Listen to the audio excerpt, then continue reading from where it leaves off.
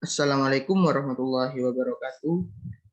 Perkenalkan, nama saya Dimas Heru Perdana Putra dengan NIM E41190236. Saya dari TIF 19 golongan A. Nah, di sini saya akan menjelaskan tentang tugas data warehouse.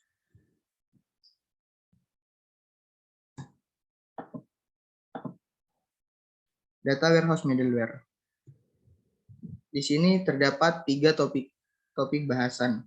Yang pertama, ada pengertian middleware pada data warehouse. Yang kedua, ada tujuan dan manfaat middleware. Dan yang ketiga, ada contoh layanan middleware. Apa sih middleware itu? Nah, middleware adalah perangkat lunak komputer yang memberikan layanan untuk menghubungkan bagian-bagian berbeda dari sebuah aplikasi dengan sistem operasi. Middleware umumnya digunakan dalam sistem terdistribusi untuk memudahkan pengembang perangkat lunak dalam melakukan komunikasi input maupun output. Middleware dapat diumpamakan menjadi beberapa bentuk, seperti middleware sebagai semacam lem yang menyatukan sebuah jaringan dan komputer-komputer yang terhubung di dalamnya. Middleware dapat berupa keseluruhan server. Yang kedua, middleware sebagai sebuah perangkat adapter atau adapter device yang dapat dijalankan dari sebuah printer baru ke sebuah komputer lama. Bahasan yang kedua, ada tujuan dan manfaat middleware. Nah, tujuan dari middleware.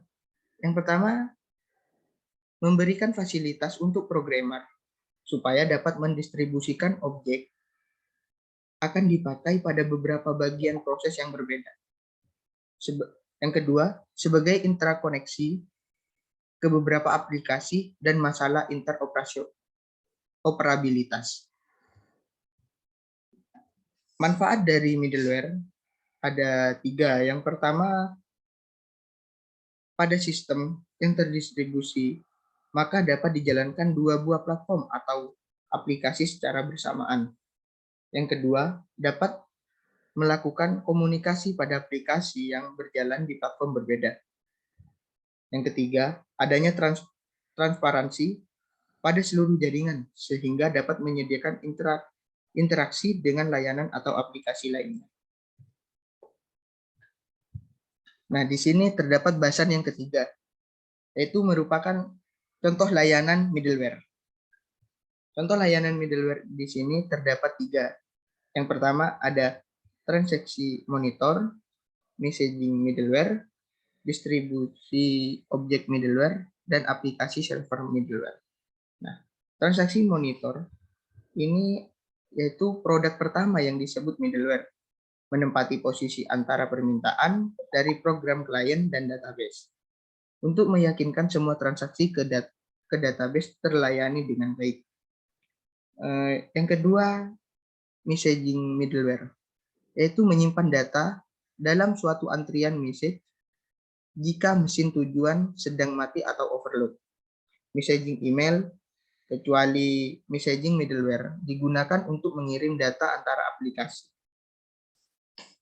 Dan distribusi objek middleware menyediakan antarmuka antara sebuah query dengan beberapa database yang terdistribusi. Contohnya JDBC, ODBC, dan ADO.NET. Yang keempat ada aplikasi server middleware. J2ME aplikasi server dan Oracle aplikasi server. ETL atau Extract Transform Load. Di sini terdapat 2 bahasan tentang ETL. Yang pertama ada pengertian ETL pada data warehouse dan proses ETL. Apa sih ETL itu? ETL atau Extract Transform Load adalah proses integrasi data yang menggabungkan data dari berbagai sumber ke dalam suatu penyimpanan yang konsisten dan dimuat ke dalam gudang data atau sistem lainnya. Untuk proses ETL di sini terdapat 3 proses. Yang pertama ada proses ekstraksi, Ada yang kedua ada proses transformasi, dan yang ketiga ada proses loading atau load.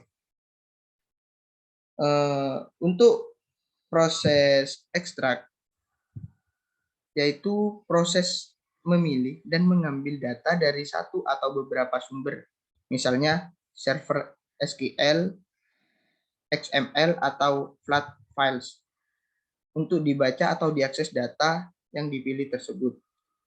Sebelum proses ekstrak ini kita lakukan, akan lebih baik dan mempermudah jika user sudah mendefinisikan kebutuhan terhadap sumber data yang akan digunakan terlebih dahulu. Tahap selanjutnya ada transformasi. Pada langkah ini, data akan diolah sehingga punya satu format yang sama. Biasanya ada 5 hal yang dilakukan pada data, seperti filtering. Nah, filtering ini menyaring data dengan filter tertentu. Yang kedua ada cleaning, yaitu menyesuaikan format penulisan. Contohnya seperti penulisan Amerika Serikat diubah menjadi AS. Ada yang ketiga ada joining. Joining ini merupakan ciri data yang serupa menjadi satu. Keempat ada splitting. Nah, splitting ini memecah ciri data yang berbeda menjadi 2 atau lebih. Dan yang kelima ada sorting. Sorting ini mengurutkan data berdasarkan ciri tertentu. Tapi proses yang ketiga ada loading. Nah, loading ini merupakan proses terakhir dalam ETL, yaitu memuat data yang sudah diubah ke tujuan baru. Data tersebut dapat dimuat sekaligus atau interval terjadwal. Terima kasih. Sekian dari saya, kurang lebihnya mohon maaf. Wassalamualaikum warahmatullahi wabarakatuh.